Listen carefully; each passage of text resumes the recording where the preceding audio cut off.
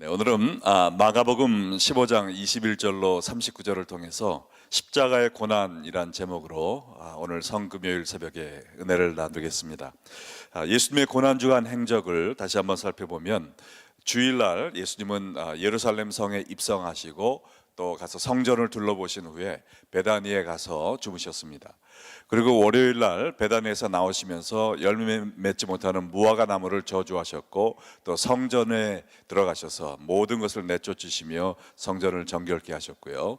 네, 화요일날 다시 성전에 들어가셔서 종교 지도자들과 변론을 하셨고, 수요일에는 베다니 시몬의 집에 거하시면서 그 식사하시는 중에 마리아가 향유 옥합을 깨서 예수님 머리에 부어드렸고, 그것을 정죄하던 가룟 유다가 나가서 예수님을 은삼식년에 팔기로 종교 지도자들과 그런 작당을 했습니다.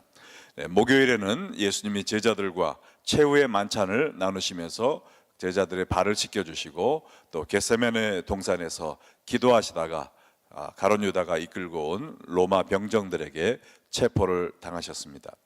네, 금요일 날은 그 새벽부터 아주 이른 새벽부터 예수님은 재판을 받으셨는데요. 대제사장 안나스와 가야바에게, 또 빌라도 총독과 헤롯 왕에게, 이 네 사람에게 왔다 갔다 끌려다니시면서 밤새도록 재판을 받으시고, 또 모진 고문을 당하시고,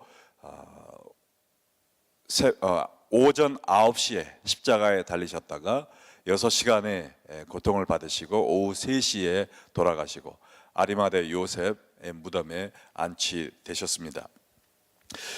오늘 마가복음 15장 후반부 말씀을 통해서 십자가에서 또 십자가에 가기까지 예수님이 받으신 고통을 한번 되새겨 보면서 예수님이 십자가의 사랑, 또 예수님이 십자가에서 얼마나 엄청난 일을 이루셨는지 생각해 보면서 하나님께 감사와 찬양을 드리는 시간을 갖기 원합니다. 마가복음 15장 전반부에는 예수님의 그 재판 과정과 또 사형 선고를 받으시는 모습이 나와 있고요. 또한 로마 군인들에게 한 번만 맞아도 살갗이 찢어지고 살점이 뜯겨나가는 그런 무시무시한 채찍질을 당하시고, 유대 백성들에게 뺨을 맞고 침뱉음을 당하는 수모를 당한 그런 모습이 기록되어 있습니다. 이제 우리가 오늘 읽은 21절부터는 빌라도 법정을 떠나 처형장인 골고다까지 고난의 길, 비아 돌로로사라고 하는 이 고난의 길을 가시는 예수님의 모습이 나와 있는데, 여기서 몇 가지를 살펴보도록 하겠습니다. 처음에 우리가 볼 수 있는 것은 예수님이 당한 극심한 고문입니다. 마가복음 15장 21절로 22절에 보니까 마침 알렉산더와 루포의 아비인 구레네 사람 시몬이 시골로서 와서 지나가는데, 저희가 그를 억지로 같이 가게 하여 예수의 십자가를 지우고 예수를 끌고 골고다라 하는 곳, 번역하면 해골의 곳에 이르러 그랬습니다. 일반적으로 사형수가 자기가 달려 죽을 십자가를 처형 장소까지 메어 가게 돼 있었는데요, 이 세로로 세우는 이 세로목은 너무나 크고 무겁기 때문에 가져가지 않았고, 이 가로막, 양팔을 고정시키는 이 가로목만 지고 가는데 이것이 약 20kg이 됐다고 합니다. 웬만한 사람은 지고 가기에 별로 무겁지 않은 그러한 무게였지만, 예수님은 이미 갖은 고문과 채찍질로 인하여 정상적인 상태가 아니었기 때문에 자기 몸 혼자도 가눌 수 없는, 그래서 이 가로목을 도저히 지고 지나갈 수가 없는 그러한 몸 상태였었음을 알 수가 있습니다. 두 번째로 예수님이 진통제를 거부하셨다라는 것을 기록하고 있는데요, 23절과 24절에 보면 모략을 탄 포도주를 주었으나 예수께서 받지 아니하시니라. 십자가에 못 박고 그 옷을 나눌세 누가 어느 것을 얻을까 하여 제비를 뽑았다. 여기에 모략을 탄 포도주는 십자가에 못 박힘을 당하기 전에 마취 성분이 들어있는 모략을 탄 포도주를 마시게 함으로 십자가의 고통을 잊게 하는 그러한 일종의 마취제였습니다. 그러나 예수님은 받지 않으셨다는 겁니다. 이미 고문을 당해서 고통에 시달리고 계시지만 이 마취제를 거부하셨다는 거예요. 이것은 그 십자가의 모든 고통을 100% 당하심으로 말미암아 우리의 모든 죄악을 온전히 대속하시겠다라는 다짐으로 우리가 해석을 할 수 있겠습니다. 그러나 그때도 로마 병정들은 이것에 아랑곳하지 않고 오직 눈에 보이는 예수님의 겉옷만 갖고 싶어서 서로 제비뽑기를 하고 있던 무심하고도 무지한 모습을 보게 됩니다. 세 번째로 예수님은 죄인 괴수 취급을 받으셨다라는 것을 알게 됩니다. 25절로 27절에 때가 제3시가 되어 십자가에 못 박으니라. 그 위에 있는 죄패에 유대인의 왕이라 썼고 강도들을 예수와 함께 십자가에 못 박으니 하나는 우편에 하나는 좌편에 있더라 그랬습니다. 제3시라고 그랬는데 유대인들의 시간은 해가 뜨는 시간, 그래서 오전 6시부터 계산이 되기 때문에요, 제3시란 오전 9시를 의미하는 말입니다. 그 위 십자가 위에 죄패 유대인의 왕이라고 썼다고 그랬는데 이것은 조롱하기 위해 쓴 말이지만 그러나 진리가 담겨 있는 말입니다. 예수님은 유대인뿐만 아니라 온 세계 모든 만민의 왕이심을 믿습니다.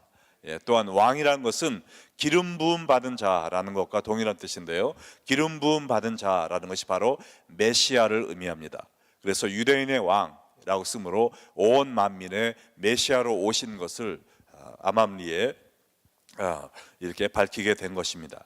여기에 또 강도 둘 사이에 못 박힘을 받으셨다 그랬는데 이것은 예수님을 비하시키기 위한 그러한 처사였지만 이것조차 성경의 예언을 성취하는 것이었습니다. 왜냐하면 이사야서 53장 12절에 보면 예수님께서 죄인 중에 하나로 여김을 받으리라라고 이야기가 나와 있는데 이 예언이 바로 성취된 것입니다. 우리가 또 볼 수 있는 것은 예수님이 십자가 위에서 행인들의 모욕을 당하셨다라는 겁니다. 29절로 30절에 지나가는 자들은 자기 머리를 흔들며 예수를 모욕하여 가로되 아하 성전을 헐고 사흘에 짓는 자여 네가 너를 구원하여 십자가에서 내려오라 했다고 그랬는데 여기 지나가던 행인들까지 예수님을 모욕했음을 보게 됩니다. 골고다는 예루살렘 성의 그 서북쪽에는 감람산이 있고요, 동북쪽에 감람산이 있고 서북쪽에 골고다 언덕이 있는데 바로 걸어서 얼마 안 되는 거리입니다. 그래서 예루살렘의 수많은 사람들이 그 길을 지나다녔고 또 이 처형 장면을 보기 위해 나왔었습니다. 근데 십자가의 모욕을 극대화시키기 위해서 이 십자가는 저 언덕 위에 한 것이 아니라 그 길 바로 옆에 했습니다. 그리고 예수님이 우리가 그림에 보면은 헝겊을 천을 허리에 두르셨지만 완전히 발가벗겨서 나체의 몸으로 모든 사람이 바라보는 바로 눈앞에 그러한 수모와 수치스러운 이 십자가의 고통을 당하신 것입니다. 그러면서 모든 사람들의 길에 지나가던 사람들의 손가락질까지 받는 그러한 낮은 자리까지 여러분과 저의 죄를 구원하기 위해서, 용서해 주기 위해서 예수님이 당하신 것입니다. 또한 예수님은 종교인들의 희롱도 받으셨습니다. 31절에 그와 같이 대제사장들도 서기관들과 함께 희롱하며 서로 말하되 저가 남은 구원하였으되 자기는 구원할 수 없도다. 여기에 종교 지도자들이 예수님이 돌아가시는 모습을 보면서 빈정거리기 위해서 그 자리에 서 있었습니다. 그들이 한 말은 저가 남은 구원하였으되 자기는 구원할 수 없도다라고 얘기했는데 이것도 예수님을 조롱하기 위해서 한 말이지만 부인할 수 없는 진리가 담겨 있었습니다. 예수님은 만민을 구원하기 위해서 예수님이 죽으신 것입니다. 바로 그 말 아니에요? 만민을 구원하지만 자기는 죽는다다. 이것이 예수님이 오신 목적입니다. 많은 사람들은 생각하기를 예수님이 십자가에 죽었기 때문에 자신이 죽었으니까 어떻게 남을 구원하겠느냐, 구세주가 아닌 것이 증명되었다라고 얘기했을지 모르지만 예수님께서 십자가에서 죽으신 것이 사실 만민을 구원할 구세주로 오신 것의 증거가 되는 것입니다.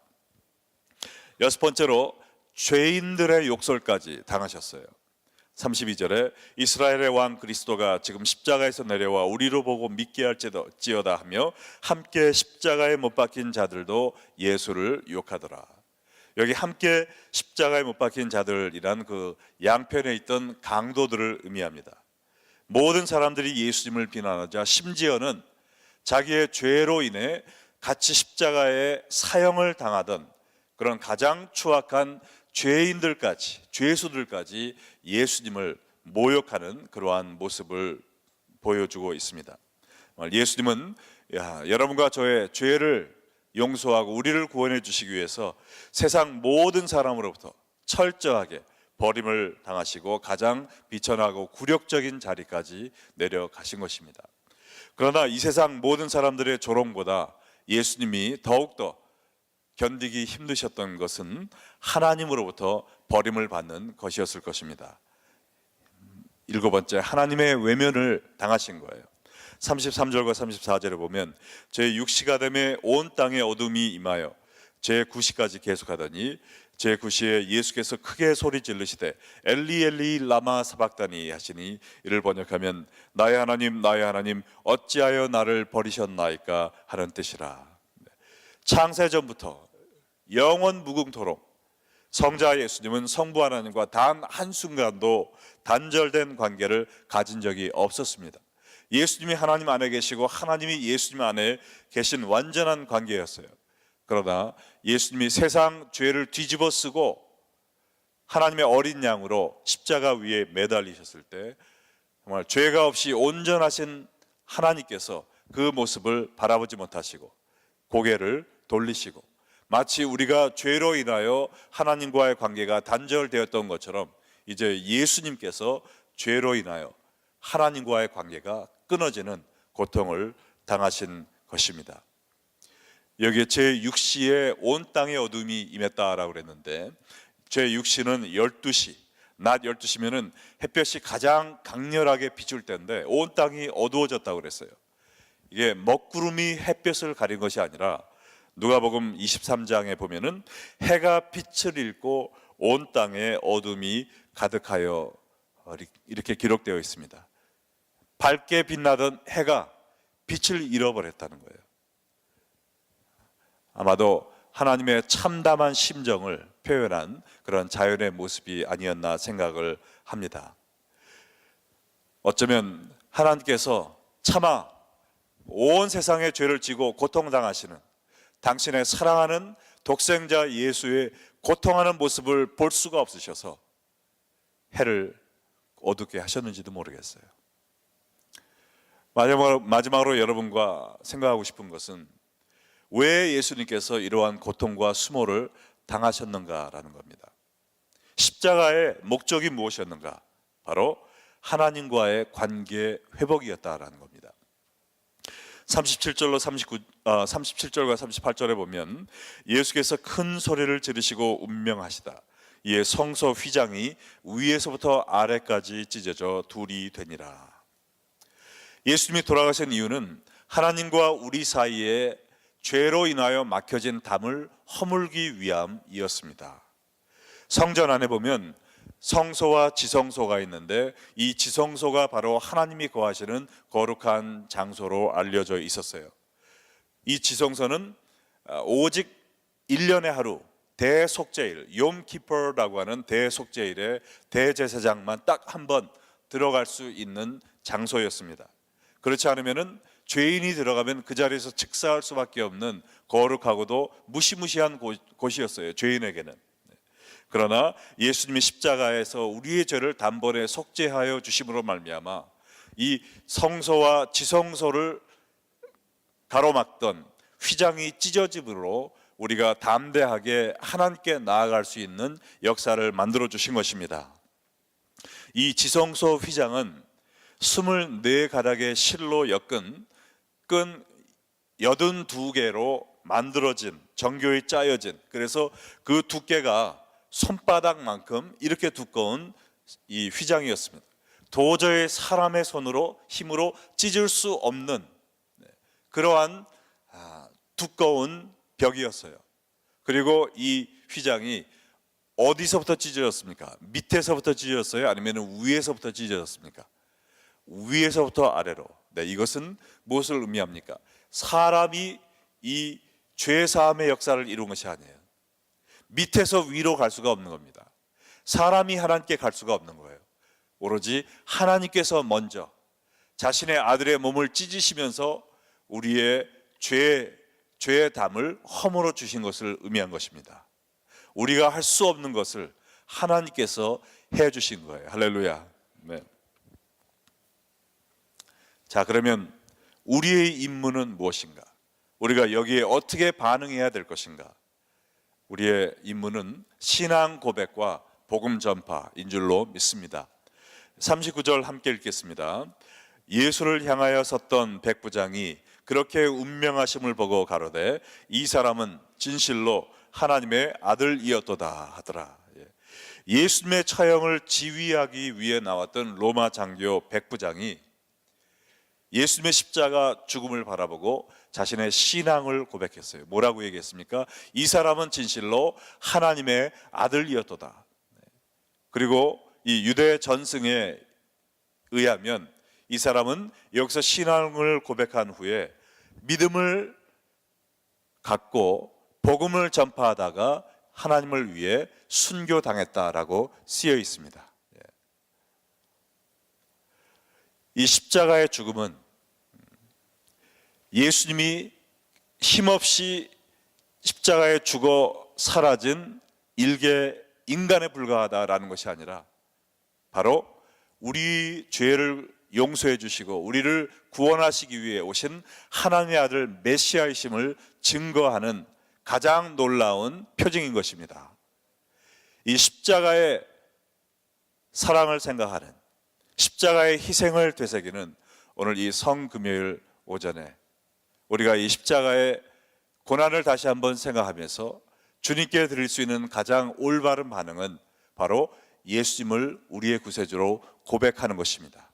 예수님이 하나님의 아들이심을 선포하는 것입니다. 그리고 이 로마 백부장처럼 이 복음을 온 세상에 전파하는 삶을 사는 것인 줄로 믿습니다. 여기 있는 모든 분들 예수님을 이미 구세주로 영접하셨죠? 네. 혹시 아직 믿지 못한 분이 있다면 오늘 이 시간 예수님을 구세주로 믿고 영접하시고 또 이미 믿으신 분들은 이 복음을 온 세상에 전파하며 사시는 여러분 되시기를 주의 이름으로 축원합니다. 네.